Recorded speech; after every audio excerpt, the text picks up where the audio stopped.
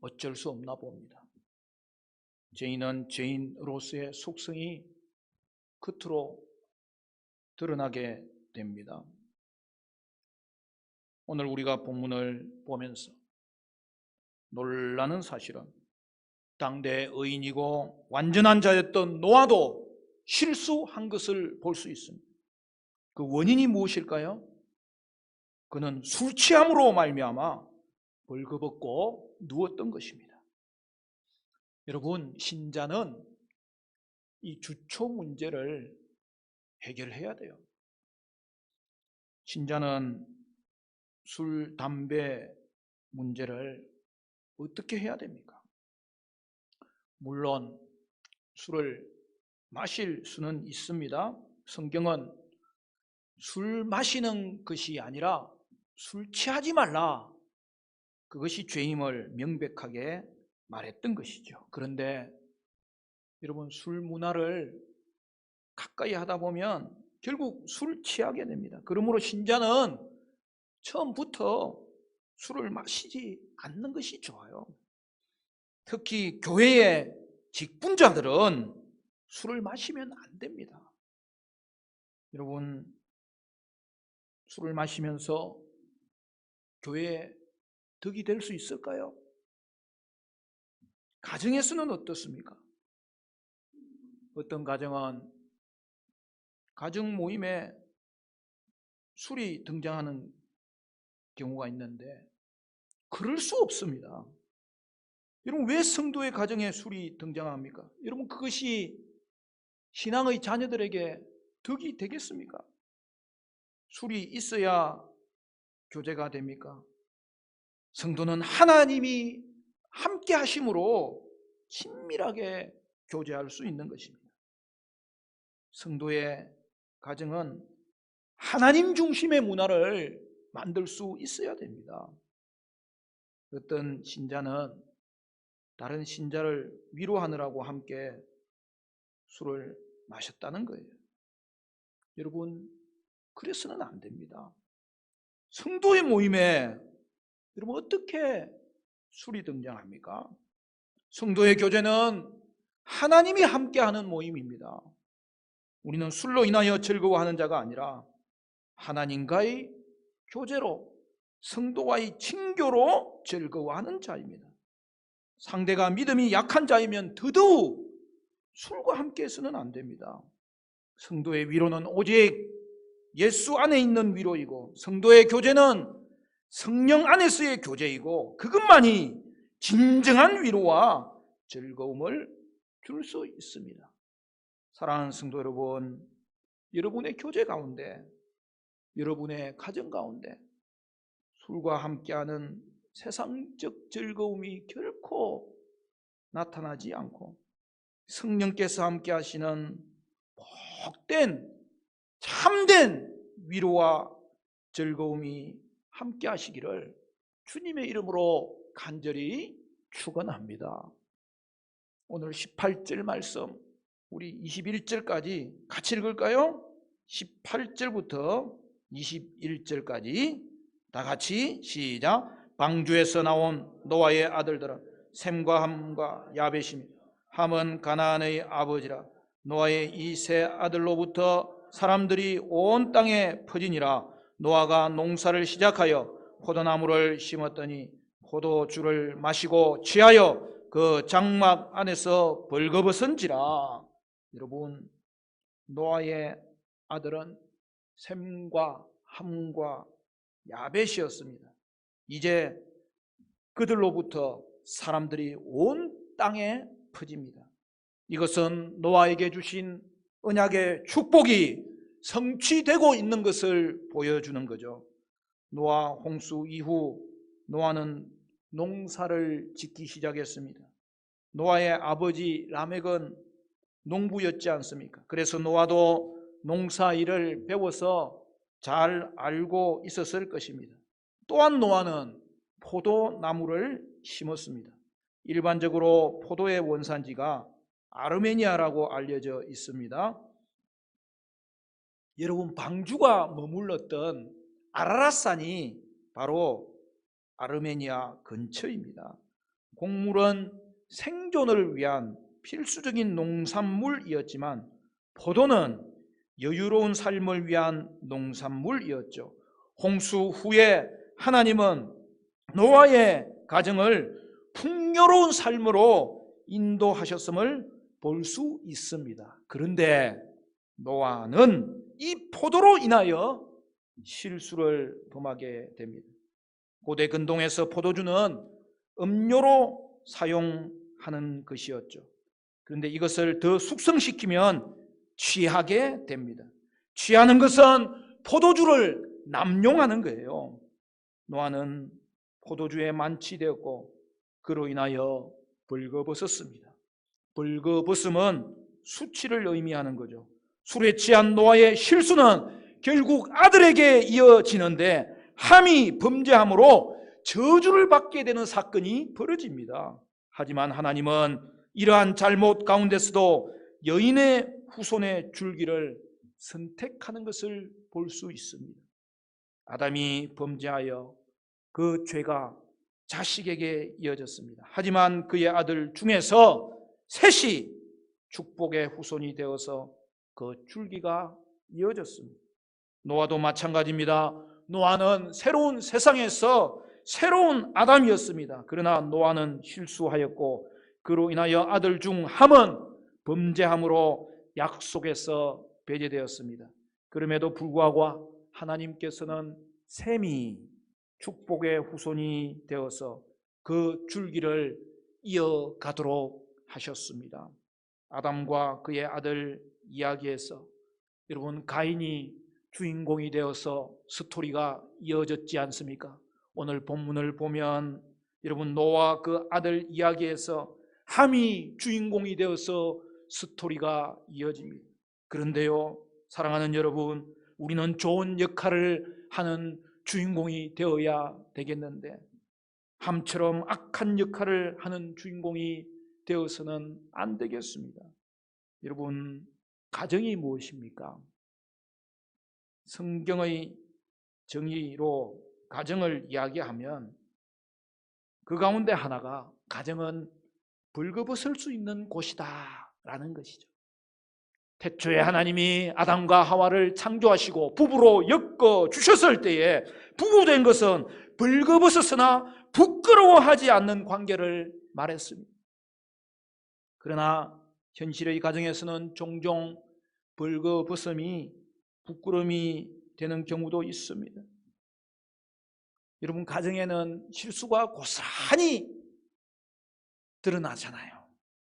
그로 인하여 상처받게 되는 일들이 생기는 거예요. 그러면 우리는 어떻게 해야 되겠습니까? 우리가 가정에서 허물을 발견하게 되었을 때에 어떻게 반응해야 하는 것입니까?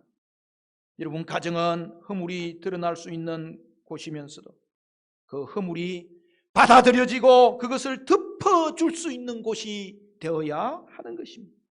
노아의 실수는 그가 술 취함으로 자식들에게 자신의 벌거벗은 모습을 노출시키는 추태를 벌인 일이었습니다. 그런데 그로 인하여 노아의 가정은 엄청난 불화에 휩싸이게 됩니다. 여러분, 22절을 보면 뭐라고 되어 있죠? 가나안의 아버지 함이 그의 아버지의 하체를 보고 밖으로 나가서 그의 두 형제에게 알림해. 여러분, 함은 노아의 실수를 보았고 그 후에 셈과 야벳에게 알렸던 것입니다. 그런데 여러분, 이것이 왜 큰 범죄가 된 것입니까? 여기서 보다라는 말은 주시하여 보다라는 뜻이에요. 우리가 어떤 일을 우연히 목격할 수는 있잖아요. 그런데 그것을 계속하여 주시하고 즐긴다면 다른 문제인 것입니다. 함은 아버지의 하체를 계속 주시하면서 관찰한 것으로 아버지의 수치를 즐겼음을 말하는 것입니다. 이는 함의 평소의 태도와 관련이 있는 것으로 보입니다. 그는 아버지의 실수를 안타까워한 것이 아니라 책잡으려 하였고 통쾌하게 여겼던 것입니다. 그래서 어떻게 합니까? 그는 그 자리를 보존해 놓죠. 함과 함은 셈과 야벳에게 이것을 알렸던 것입니다. 즉 아버지의 수치에 대하여 형제들에게 조롱하였습니다. 그리하여 아버지의 수치에 대하여 형제들을 구경꾼으로 데리고 오려 했습니다. 다른 사람들도 아버지의 수치를 목격하고 쾌감을 느끼도록 충동질하였던 것을 볼 수 있습니다. 사랑하는 여러분, 노아의 술 취함과 하체 노출은 분명 실수였습니다. 하지만 함의 행동은 큰 범죄였음을 보게 됩니다. 결국 함에게는 아버지에 대한 존중에 있어서 그 어디에도 그런 모습이 보이지 않았다는 사실이죠. 부모 공경은 자녀의 의무입니다. 여러분, 10계명에 5계명에 명시될 정도로 중요합니다. 이런 점에서 함의 행동은 참으로 표륜적이었습니다. 이에 대한 여러분 셈과 야벳의 반응이 궁금하지 않습니까? 23절을 보면 이렇게 말합니다. 셈과 야벳이 옷을 가져다가 자기들의 어깨에 메고 뒷걸음을 쳐 들어가서 그들의 아버지의 하체를 덮었으며 그들이 얼굴을 돌이키고 그들의 아버지의 하체를 보지 아니하였더라. 한 아들은 부정적 반응을 보였지만 두 아들은 아버지의 부끄러운 모습에도 불구하고 긍정적 반응을 보였습니다. 아버지의 수치에 대하여 선행으로 반응하였습니다. 셈과 야벳은 옷을 취하여 어깨에 메고 뒷걸음질쳐 들어가서 아버지의 하체를 덮었습니다. 셈과 야벳은 여전히 아버지의 권위를 인정했고 한 걸음 더 나아가 아버지의 수치를 드러내는 것이 아니라 그것을 덮어주었습니다. 왜 그랬을까요? 아버지를 사랑했기 때문입니다.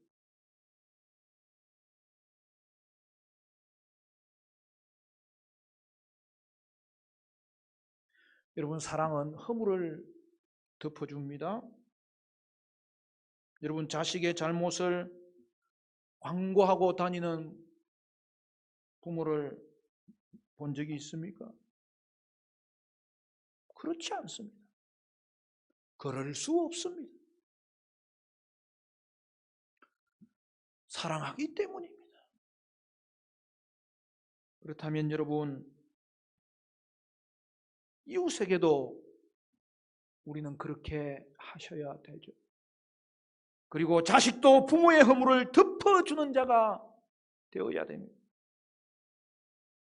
사랑할 때만 덮어줄 수 있습니다. 사랑할 때만 용서할 수 있습니다. 그러므로 여러분, 부모를 사랑한다면 부모를 용서해 드리시기를 바라요.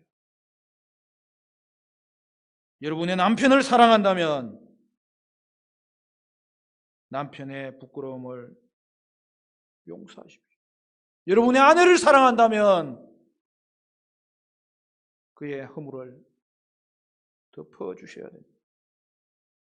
부모도 자식도 남편도 아내도 우리 모두 다 잘못할 수 있습니다. 그때 우리는 용서할 수 있어야 됩니다. 특별히 아버지를 용서하시길 바라요. 한 가정의 리더입니다. 믿음의 가정에서는 제사장입니다. 아버지가 무너지면 그 질서상 가정이 무너져 버리는 것을 볼 수 있습니다. 아버지의 실수에도 불구하고 가정은 여전히 지켜야 할 가치가 있는 삶의 자리입니다. 가정을 위해서라도 아버지의 죄와 허물을 덮어주십시오. 그때 비로소 우리의 가정이 사랑의 공동체가 될 수 있습니다. 용서의 공동체가 될 수 있습니다. 저는 어떤 의미에서 교회도 마찬가지라고 생각합니다. 교회는 영적 가정입니다. 가정이 행복해야 여러분이 행복할 수 있고, 교회가 행복해야 우리가 행복할 수 있습니다. 교회 안에서도 부지런히 용서하는 자가 되십시오. 사랑하는 자가 되십시오. 허물을 덮고 도리어 돕는 자가 되십시오. 결코 비판하는 자가 되지 마십시오. 입으로 떠들고 다니는 자가 되면 안 되는 것입니다. 고발자가 되지 마십시오. 대부분 이렇게 떠들고 다니는 사람을 보면 자신이 고발받아 마땅한 사람들입니다. 남의 허물을 잘 파헤치는 사람들을 보면 자신 안에 더 많은 허물과 상처가 있는 것을 봅니다. 때로는 하나님의 이름으로 고발하는 사람이 있습니다. 그래도 그 고발은 여전히 하나님 앞에서 잘못된 그 실수가 있습니다. 이런 사람일수록 자신의 실수와 허물에 대해서는 이상하게 관대합니다. 그러면서 남의 허물과 잘못을 들추어내고 그것을 고발하기를 즐거워하는 사람들이 우리 주변에 있을 수가 있습니다. 만약 남을 고발하기를 즐겨하면서 자신의 허물을 덮고 있다면 하나님이 그대로 여러분을 넘기지 않을 것입니다. 그러므로 여러분, 사랑하는 자가 되십시오. 고발자가 되는 것을 조심하십시오. 상대의 허물이 도리어 그를 돕는 출발이 되기를 바라고 용서하는 자가 되십시오. 그 상처까지 서로 끌어안을 수 있어야 될 것입니다. 여러분, 이것이 오늘 본문이 시대를 뛰어넘어서 오늘 우리에게도 주시는 말씀임을 우리는 기억할 수 있어야 될 것입니다. 여러분, 오늘 본문에서 가장 중요한 부분은 결과가 어떻게 되었느냐는 사실입니다. 여러분, 24절부터 27절까지 노아의 축복이 나오는데, 여러분 24절부터 27절 우리 같이 읽을까요? 24절부터 27절 다 같이 시작. 노아가 술이 깨어 그의 작은 아들이 자기에게 행한 일을 알고 이에 이르되 가나안은 저주를 받아 그의 형제의 종들의 종이 되기를 원하노라 하고, 또 이르되 셈의 하나님 여호와를 찬송하리로다. 가나안은 셈의 종이 되고 하나님이 야벳을 창대하게 하사 셈의 장막에 거하게 하시고 가나안은 그의 종이 되게 하시기를 원하노라 하였더라. 여러분, 노아의 축복은 일종의 예언적 축복이죠. 특별히 셈에게 주신 축복이 놀랍습니다. 노아는 술에서 깬 뒤 어떤 이유로 함이 저지른 행동을 알게 되었습니다. 노아는 함의 범죄로 인하여 그의 아들 가나안을 저주합니다. 그리고 셈과 야벳에 대하여는 축복합니다. 노아의 아들들에 대한 예언은 전체가 3부로 되어 있고 우리 성경에는 3절로 나누어져 있습니다. 그런데 함에 대한 저주를 보면 왜 함을 저주하면서 그의 아들 가나안의 이름으로 저주를 하는 것일까요? 어떤 사람은 함의 범죄에 가나안이 함께 했을 수 있다고 이야기하는데 그것은 단지 추론일 뿐입니다. 여러분, 미래에 이스라엘은 약속의 축복을 받는 민족으로 나타나는 반면 가나안은 우상 숭배로 멸망받아야 하는 민족으로 대비되잖아요. 따라서 함에 대한 축복에 특별히 가나안에 대한 미래의 예언이 벌써 나타나는 것을 보여주는 거예요. 그런데 가나안에게 주는 저주의 내용 중에서 계속적으로 두드러져 나타나는 것은 셈과 관련된 부분입니다. 자, 이제 여러분 전체 축복을 보면 먼저는 25절이죠. 가나안이 저주를 받습니다. 가나안은 형제들의 종들의 종이 될 것입니다. 종들의 종이란 가장 낮은 자가 될 것을 말합니다. 둘째 26절은 가나안에 대한 저주와 대비하여 셈에게 복을 내리십니다. 셈의 하나님을 찬양하라. 그리고 가나안은 셈의 종이 될 것이다 라고 말합니다. 노아가 하나님을 찬양하는 이유가 뭐죠? 셈 때문이라는 거예요. 여러분, 셈의 하나님이라고 한 것은 셈과 하나님의 친밀한 관계를 말하는 거예요. 노아가 하나님과 동행했던 것을 비교할 수 있는 거예요.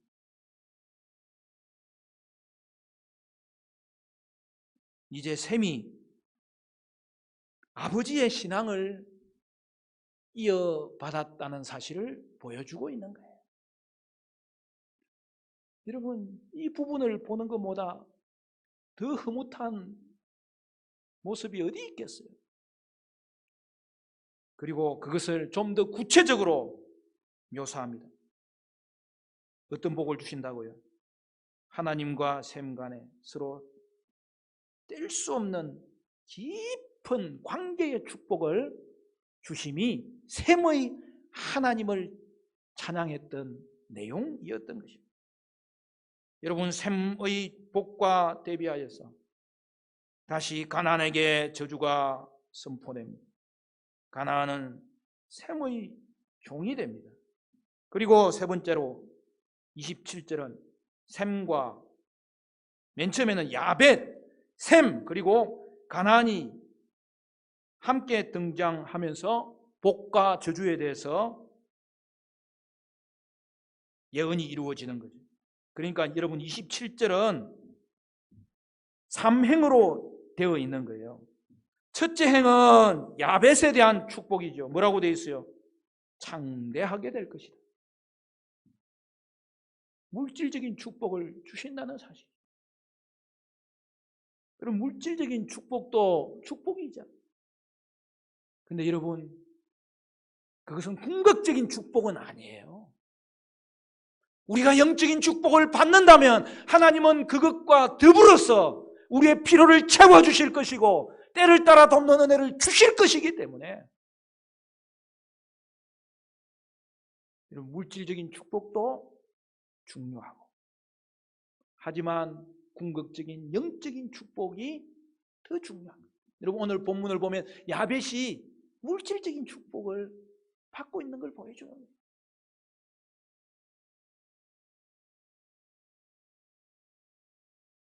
그러나 그에게 영적인 축복이 임하였느냐, 그거에 대해서는 보여주지 않고 있는 거예요.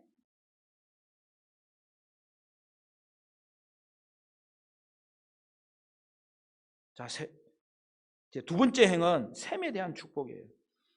그것은 하나님께서 셈의 장막에 거하시겠다는 축복입니다.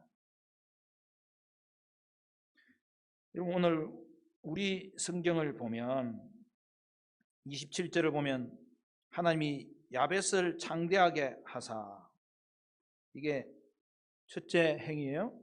그 다음에 셈의 장막에 거하게 하시고, 이게 두 번째 행이에요. 그러면 셈의 장막에 거하게 하시고라고 번역된 것은 야벳이 그렇게 된 것으로 번역을 하고 있는 거잖아요. 근데 여러분, 이 명확하게 히브리어 원문은 이게 시로 되어 있어서 삼행이 표가 나요. 그러니까 야벳에 대한 축복, 셈에 대한 축복, 가나안에 대한 저주가 삼행으로 되어 있는 거예요. 그러면 봅시다. 셈의 장막에 거하게 하시고에서 이제 주어가 뭐냐는 거죠. 우리 성경에는 야벳이 셈의 장막에 거하게 하시고로 번역한 거예요. 그렇다면 여러분, 이 축복에서 셈의 축복이 빠져버려요. 여러분, 이 야벳의 축복과 셈의 축복은 27절에서 병행을 이루는 표현이에요. 정확하게. 그렇다면은 주어가 뭐냐? 그냥 야벳으로 정하면 안 되고 하나님이 야벳을 창대하게 하실 것이고, 그 다음에 주어는 동일하게 하나님이 되어야 병행구가 맞는 거예요. 여러분, 어떤 번역은 그렇게 해놨어요. 그러니까 두 번째 행에서 주어는 첫째 행과 둘째 행이 병행을 이루고, 또 셈과 함과 야벳에 대한 축복과 저주가 이루어져야 되기 때문에, 여러분, 이 그가 누구냐? 야벳이 아니라 하나님이 두 번째 행의 주어인 것이 제일 자연스러운 것이고 잘된 번역이에요. 영어 번역에도 NIV 번역은 그렇게 해놨어요. 그러면 여러분, 두 번째 행의 주제는 하나님이 더 적절한 것이기 때문에 바른 번역은 이것입니다. 하나님이 야벳을 창대하게 하실 것이고, 하나님이 셈의 장막에 거할 것이고, 가나안은 그의 종이 될 것이다. 사랑하는 여러분, 오늘 노아의 축복, 노아의 예언에서 이 세 번째 해당되는 내용에 야벳과 셈과 함에 대한 예언적 축복이 드러나고 있는 것을 우리는 확인할 수 있습니다. 여러분, 야벳에게 준 축복은 물질의 축복이에요. 얼마나 귀합니까? 그러나 그 끝을 알 수가 없어요. 그러나 오늘 분명하게 우리에게 말씀하여 주시는 내용은, 하나님은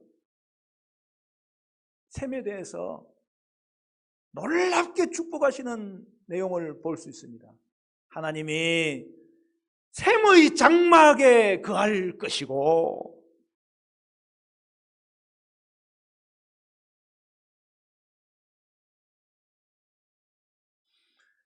셈은 평소에도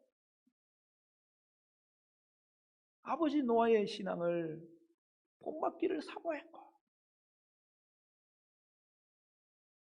그는 아버지의 신앙을 잘 이어받았던 아들로 보입니다. 그러나 그가 아버지의 수치를 가리는 일을 주도했을 때 하나님은 그에게 복을 주시는데, 최고의 축복을 허락하여 주시는데, 여러분, 최고의 축복이 뭡니까? 하나님이 셈의 장막에 거하는 축복이었다는 사실이죠. 여러분,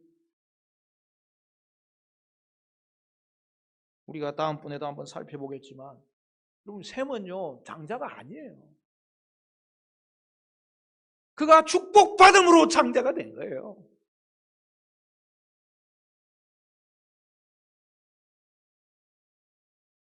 그것이 이제 셈과 함과 야벳의 자손들이 전 세계로 퍼져나가는 그 족보가 이어지면서 그게 다 드러납니다.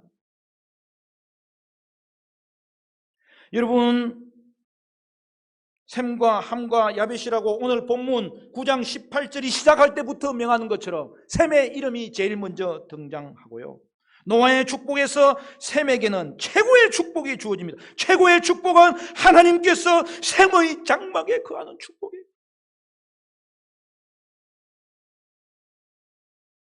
오늘 이 축복이 저와 여러분 가운데 임하시기를 축원합니다.